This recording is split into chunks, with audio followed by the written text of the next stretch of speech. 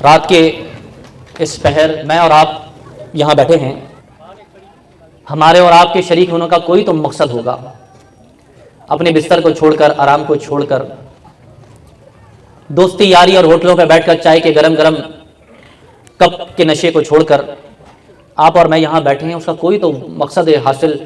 इस महफिल में शिरकत का कोई तो नतीजा होगा। आप बात के नतीजे की सोच रहे होंगे, मैं आपको प्यारी बात बताऊं, ये बात का नतीजा तो मिलेगा, लेकिन खुदा ने पहले आपको चुना है तो अपने जिक्र की महफिल में आने की तौफीक अता की है। बाद में जो मिलना है वो तो बाद में मिलना है, आप तो पहले खुश नसीब हैं कि जिनको अल्लाह ने चुना महबूब की महफिल को महबूब सजाते हैं और आते हैं वही जिनको सरकार बुलाते हैं।